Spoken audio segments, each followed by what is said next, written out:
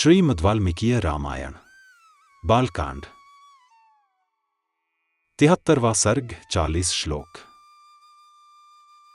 सारांश। श्रीराम आदि चारों भाइयों का विवाह।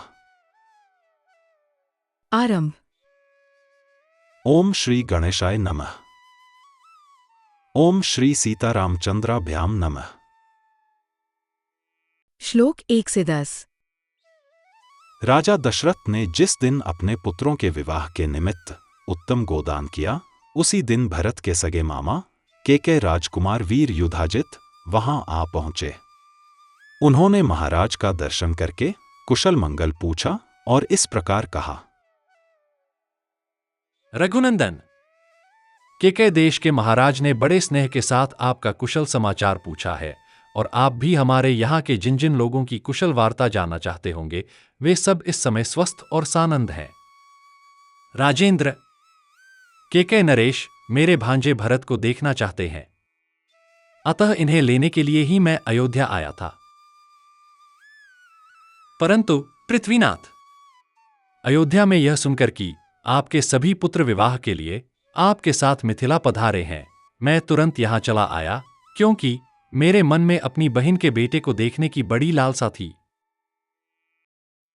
महाराज दशरथ ने अपने प्रिय अतिथि को उपस्थित देख बड़े सत्कार के साथ उनकी आवभगत की, क्योंकि वे सम्मान पाने के ही योग्य थे। तदनंतर अपने महामनस्वी पुत्रों के साथ वह रात व्यतीत करके वे तत्वज्ञ नरेश प्रातःकाल उठे और नित्य कर्म करके ऋषियों को आगे किए जनक की यज्ञशाला में जा पहुंचे। तत्पश्चात विवाह के योग्य विजय नामक मुहूर्त आने पर दूल्हे के अनुरूप समस्त वेशभूषा से अलंकृत हुए भाइयों के साथ श्री रामचंद्र जी भी वहां आ गए। वे विवाह कालोचित मंगलाचार पूर्ण कर चुके थे तथा वशिष्ठ मुनि एवं अन्यान्य महर्षियों को आगे करके उस मंडप में पधारे थे। उस समय भगवान वशिष्ठ ने विदेहराज जनक के पास जाकर इस प्रकार कहा। श्लोक 11 से 20। राजन, नरेशों में श्रेष्ठ महाराज दशरथ अपने पुत्रों का वैवाहिक सूत्र बंधन रूप मंगलाचार संपन्न करके उन सब के साथ पधार गए हैं और भीतर आने के लिए दाता के आदेश की प्रतीक्षा कर रहे हैं।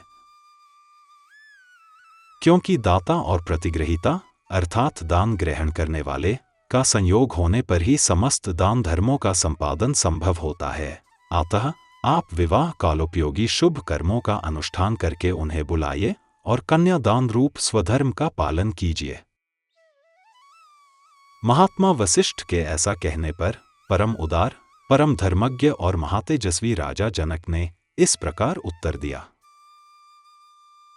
मुनिश्रेष्ठ, महाराज के लिए मेरे यहां कौन सा पहरेदार खड़ा है? वे किसके आदेश की प्रतीक्षा कर रहे हैं? अपने घर में आने के लिए कैसा सोच विचार है? यह जैसे मेरा राज्य है वैसे ही आपका है। मेरी कन्याओं का वैवाहिक सूत्र बंधन रूप मंगल कृत्य संपन्न हो चुका है।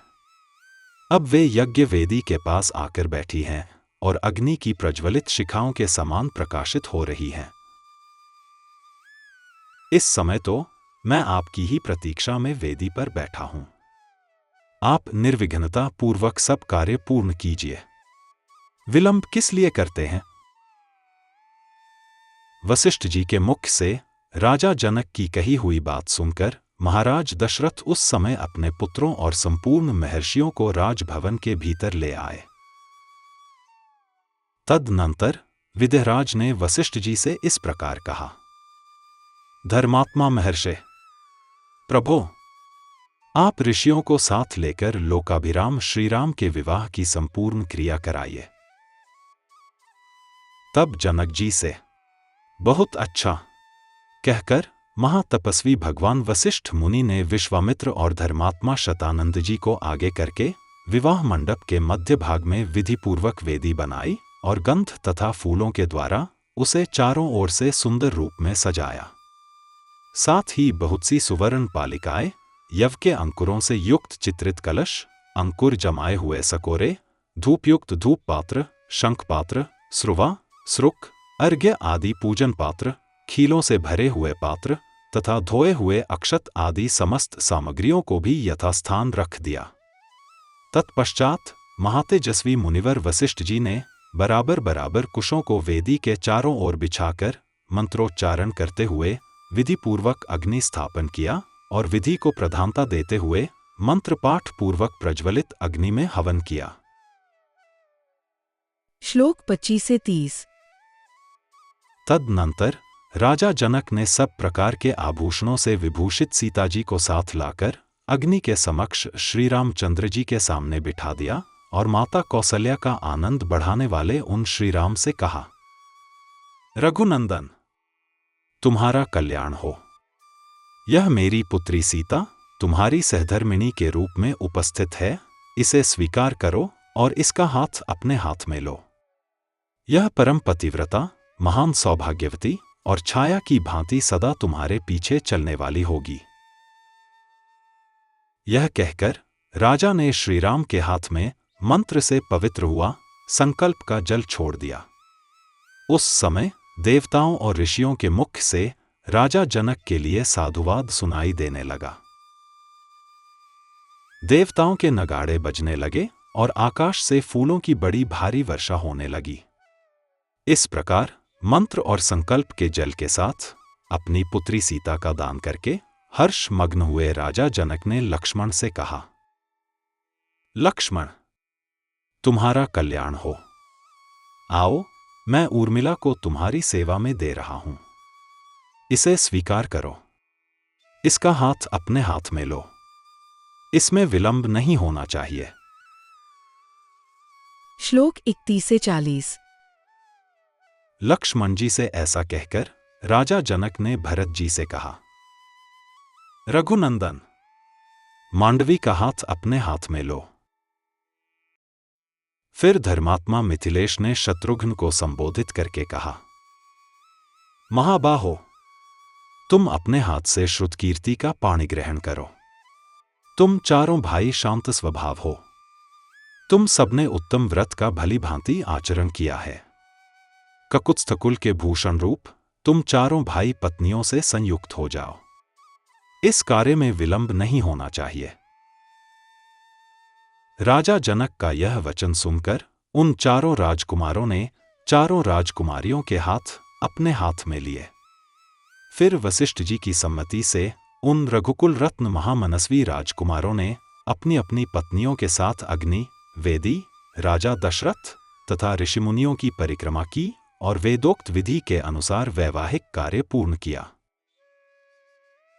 उस समय आकाश से फूलों की बड़ी भारी वर्षा हुई, जो बड़ी सुहावनी लग रही थी।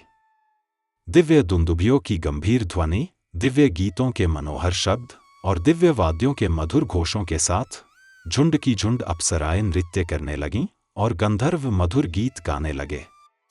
उन रघुवंश शिरोमणि राजकुमारों के विवाह में वह अद्भुत दृश्य दिखाई दिया। शहनाई आदि बाजों के मधुर घोष से गूंजते हुए उस वर्तमान विवाहोत्सव में उन महातेजस्वी राजकुमारों ने अग्नि की 3 बार परिक्रमा करके पत्नियों को स्वीकार करते हुए विवाह कर्म संपन्न किया।